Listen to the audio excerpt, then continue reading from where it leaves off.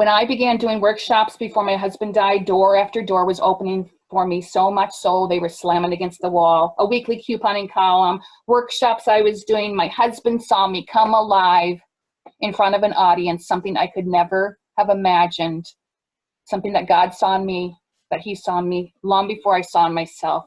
I never feel more alive than when I'm doing this. In that first year, it was those workshops and that writing that kept me alive. And a year after his death, when my book came out, I did as many as 20 workshops in 1 month. If something I am saying to you today is resonating, you write that down. Then you circle it. I have things I wrote down in conferences I attended 8 years ago that resonate with me today. And you might go to a workshop like this and have all this information in your head, but two things in these 2.5 days spoke directly to you. Those are the two things that you need to pay attention to. Once it was a Baptist minister speaking to a room full of people and started his speech as, "Mary, I see you."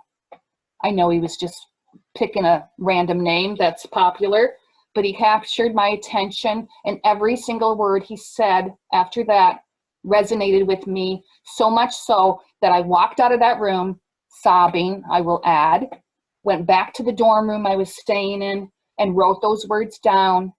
And that's why his words can appear in my book in September, because I wrote them down. So write them down, keep them somewhere, because those are the words you need to be paying attention to. And finally, give God the glory. When you have success, when you acknowledge where that success comes from and say, it's not me, it's God. And doesn't that sound lofty in a way? Because I don't even know how to say this, but it's not me. It is not me that entered that Cedar Falls conference in 2011 and signed 6 book contracts. That's not me. It could not have been me, because I am not capable of that. It is not me who now stands in front of audiences talking when I could barely talk to the butcher and the mailman, and I could barely string 2 words together. That's not me. I know that's not me. And it's not lofty to admit that. It's the opposite.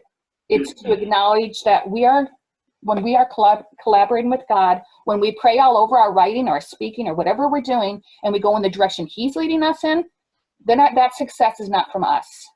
And we have to thank God, and we have to acknowledge that. Our work can become a form of worship.